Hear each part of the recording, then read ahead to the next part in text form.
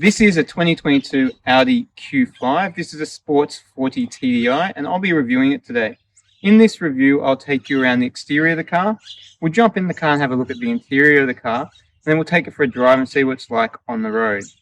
If you haven't already done so, please subscribe by pressing the subscribe button below. So having a look at this Audi, you've got the central big front grille here, as is on most of the Audis.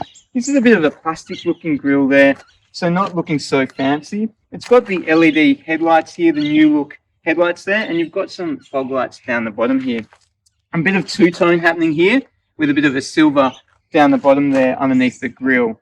If we take you around and have a look at the side of the Audi here, it's an okay design. I think Audi could have made it look a bit more fancier.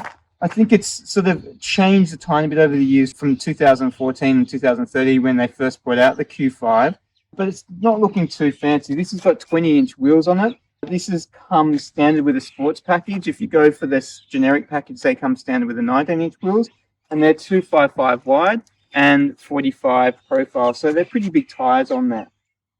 This one doesn't have any privacy tint on it as standard, so you don't have any tint there, so those that have kids that want to be a bit darker in the back there will need to get that privacy tint in there. It's a bit dirty, so I apologize for that. It's been raining, so it's a bit hard to keep it clean in the rain for you. It's also got these chrome roof rails for putting the roof racks on it as well there. Let's have a look around the back, and we'll just take you for a look around the back. Now, the back of the Audi, I don't know, I don't like this piece of chrome running around there. I don't know, it's new to make it look a bit different the back there compared to the previous one, but I don't know, I just don't like it. I don't know, you tell me what you think in the comments below. The exhausts are hidden on this. They've gone away with the fake exhaust. So before, the other models had these little fake exhausts there, but the exhaust is actually just a dual exhaust there, or dual muffler sitting underneath the car. You can't really see it there. The headlights are connected to the boot, as have been since the get-go of designing these Q5s back in 2013 there. Alright, well what we'll do is we'll jump in the car and we'll take a look at the interior. Inside the Audi, and as you would expect, it's quite a nice place to be in. Audi are always really great with their interiors, and they haven't gone wrong here as well. I have noticed a few cheap plastics. There's a cheap plastic on the side here, but generally here the plastics are alright. They're a bit harder than normal. I do like the two-tone here to give it a bit of a contrast in the cabin there. You've got this infotainment system here. It's a 10.1-inch infotainment system. It's the Audi MMI system. It's fairly intuitive, but it's definitely not as intuitive as some of the infotainment systems in some of the other cars. You've got a whole range of different options here. The clarity of the screen is quite good as well. Down here, it's got 3-zone climate control, so you can also control that in the back. And then you've got your buttons here. Now, the drive select button, I don't find that intuitive either. They've got the drive select there, but you've got to select the up and down arrows, and they're kind of a bit annoying to press as well. And then you've got all your safety options there with parking and parking view cameras. One regular size USB port there, 12-volt socket, and a few different storage areas there. That's probably not the best place for this phone. The phone's best placed there. There's no wireless charging on this. Coin storage. You've got your gear stick, automatic handbrake, automatic hold buttons. You do have some cup holders, and they just sit underneath here if you want to use that. And you can still keep the phone there because it'll slide. You've got your standard glove box. It's also got a mini USB port, which is quite handy if you've got one of the newer phones, so you can charge the phone there and obviously still keep the phone there as well. Back to the infotainment system, and that does have Apple CarPlay and also Android Auto in there as well. So you can use those devices in here. Or touch display. They've gone away with the knob that was previously found around here, which you would use, and just gone straight to a touch display, which is quite responsive and works quite well. Might get some finger marks on it after some time if you've got some dirty fingers. The seats in here, they're nice leather seats. They wrap around you quite nicely. They've got a good, nice feel to it. And what I'll do is I'm going to show you the virtual cockpit here. So let me just turn it on, and then we can take a look at the virtual cockpit. So this is Audi's virtual cockpit system in the Q5, and when I got in the car, this is a view I could see. I don't think this view is very intuitive or informative. If you look on the right there, the speedometer isn't so obvious, and there's very limited display with just a 0, 50, 100 and a 300 showing there, and then your digital readout just below that. You got your map, and then on the left hand side the tachometer, which again doesn't show too much information, and it's a very sort of small amount of information. And then the fuel gauge just above that looks like it was an afterthought and added on extra, and doesn't even look like it should be part of this virtual cockpit display. The different views here, you can see the full map view if you want, which then just shows your speedometer digitally underneath the map, and then shows you what gear you're in. Or there's lots of other different views that you can search through here. So you've got these views here, like the energy consumption, things like that, and you can bring that out a bit further. I don't like this view, but we can configure this view via the MMI system here, and I'll show you the different options we can configure. So I prefer the classic view, which we'll show you now. So this is a different view of the classic view. I like kind of this view of the classic view, and you can have a few different options there, and then you can decide in the settings and play around with the little gauges on the left underneath the tachometer there what you want. At the moment it's obviously showing average fuel, but it can show whatever you choose in the settings. Then we've got the S performance view, so we'll change that. I don't mind that as well. It's probably my second favorite view. So the tachometer is right there in front of you. Again, to the left and right of you, you can change what you want to see in those views, whatever your preference is. A few different options there, so a good array of different displays that this virtual cockpit's got, and to whatever preference that you'd like to see, you've got a heap of different options there. And pressing the buttons here on the steering wheel can give you even more different displays. So having a look at the steering wheel, standard Audi steering wheel these days, you've got a reasonable size, and then you've got the different controls I was controlling the virtual cockpit with over there, and then you've got the volume, the phone button, and your speech recognition button, and this asterisk button, which at the moment this one's showing me the settings, but you can also have it showing different things. So you might want to set up the drive select there, which would be a lot more useful than the button that I showed you before, which isn't so useful. Full electric seats in this, as you would expect. In the back of the Audi now, and there's an okay amount of leg room. Being a family car, I still think Audi just need to give you a bit more room in the back here. You can see I've got a bit of room there. That seat's not pushed all the way back. That can go further back. The other weird thing is these seats aren't on rails. So the previous Q5s, you could bring the seats forward or back. These seats are exactly as they are. So you can't make any more room in the boot if you need be, which is going to be annoying. Also, the drivetrain here for the middle seat comes up a heap of way. So that middle seat, as you'll see now, is kind of useless, and it's really small. I've got an Audi SQ5, the older version, and there's more room in the back of that than there is in this. You can see that three-way climate control there, and you actually do have two charging ports, two USB ports in the back there, which is quite useful, and then also another 12-volt socket. Besides that, that's pretty much it. You've got the sky roof in this one, which is an option. There's not much else to say about the back here, so let's go take you around into the boot and have a look at the boot space. The boot space in this, it's not massive. It's 520 litres, and Audi's gone backwards here. In the smaller first generation Q5s, you got 540 litres, so you got more boot space. And as I just mentioned, you can't give yourself even more boot space by pushing these seats forward because they're not on rails, which is a bit annoying. You've got the cargo cover here. You've got your first aid medical kit, which you get in all the Audis these days. And it's pretty similar to the original Q5 because you've got these little pockets here, which you do have in the original Q5. No 12-volt socket. I can't see any 12-volt socket here. You've got some spare ties there that maybe hold something in small. You've got some tie downs here that you could have a cargo net to cover your groceries or something like that. In here, I don't even know how to open that handle, so we'll just go from the side here. You've got a space saver tie here, and then your jack and your kit there. So not even in the old Audi, you had a bit more room to store stuff, but there's not much room to store stuff there either.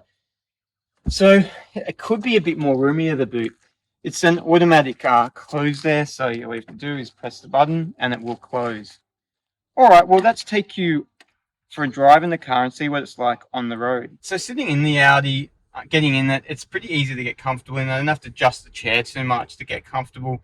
Visually looking around, there's not too many blind spots.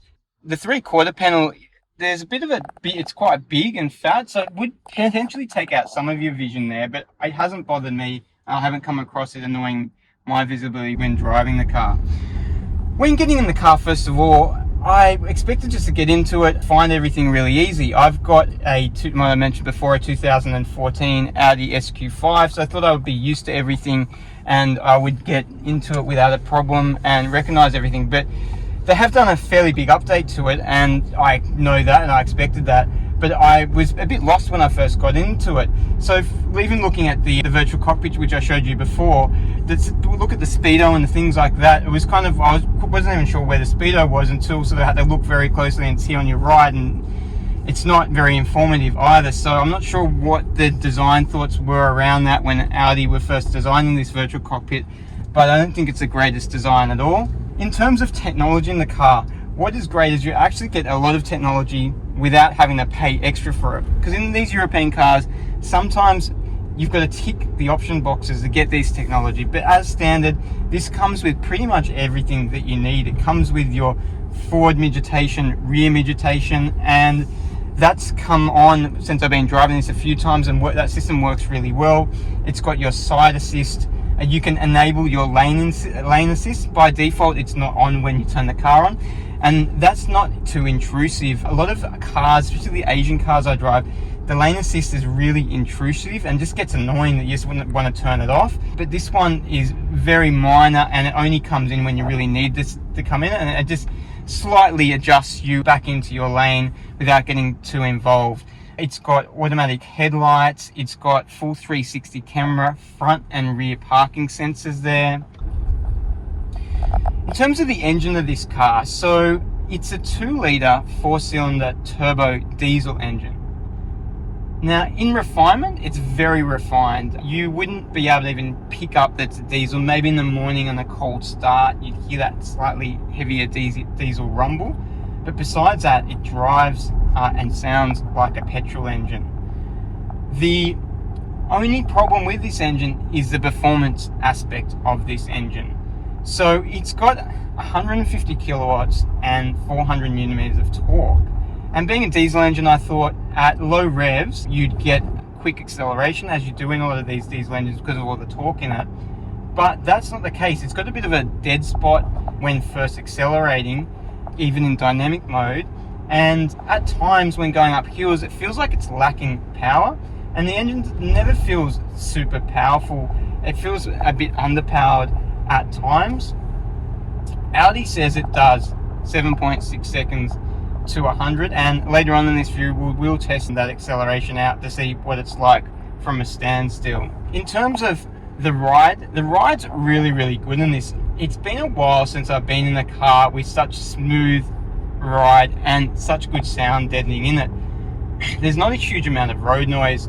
I'm on sort of a B grade road at the moment. I'm doing about 80, and you can hear it's fairly quiet in the cabin there, and there's not too much noise, and we've got a few little bumps, but it just absorbs the bumps quite well. And it really feels like a premium cabin, so when your passengers get in the car, they're going to know they're in a premium car, and it's going to be a nice experience, and you can pretty much drive this on a long trip and enjoy the drive. The gearbox in this, it's a 7-speed dual clutch gearbox, very good gearbox, smooth gear changes. The actual gear sticks, interesting. I haven't used these gear sticks before. Just kind of pressing a button, the park button's there on it, and just sort of moving around. But I kind of have got to like it since using it and enjoyed how it works. Fuel consumption on this, well, I've been driving this on the highway, and Audi says that you get a combined fuel consumption of about 5.8 litres to 100 kilometres, and on the highway you should actually get lower than that. Since I've been driving it, I'm still in the low 6s, so I think you'd struggle to get into the 5s unless you're on a long highway drive, but you'd probably end up more in the city in around the 7s, which is okay. I mean, it's a diesel, you would expect good fuel consumption in it. It's a 70-litre tank, and it's been telling me that I'm getting around 1,000 kilometres out of a tank, or a bit over 1,000 kilometres, which isn't too bad. The brakes on this car, they're really good. I'll just do a bit of a brake now, and you can see it pulls up the car quite easily. I feel comfortable in it. I'm not worried. It will pull up at any speed quite easily, so they're very good brakes on the car.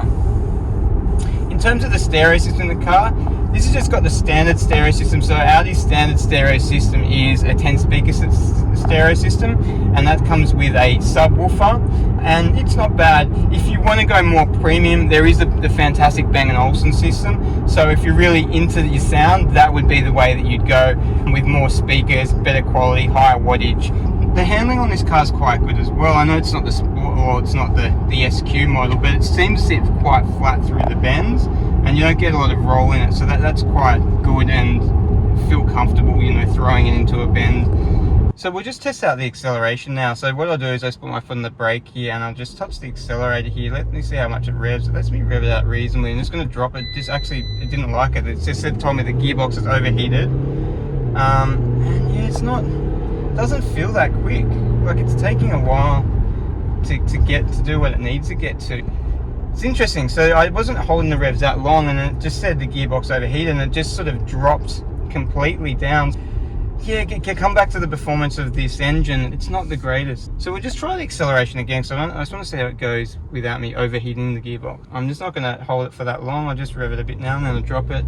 Again, it's still got that dead spot. It's picked up a bit, but it's still taking a long while to sort of get to where it needs to go to. So it's, yeah, the performance, it's just not, it's not where I would expect it to be in this diesel engine. I know it's a diesel engine, and they're definitely not as good as the petrol engines, but you can get some quite well performing petrol engines, diesel engines. So yeah, the performance is definitely a question mark. In terms of what do I think of this car, we'll start with the things I didn't like so much about it. So first of all, the engine we just spoke about. I just think performance-wise it could be better. I just thought it could feel a bit quicker and be a bit more responsive at lower revs. I also think the boot space needs to be bigger. I'm not sure why they went backwards with a smaller boot space. And also, the middle seat is pretty much unusable, especially for an adult on a long trip in this. In terms of the things I like, well, the refinement, the build quality is all great.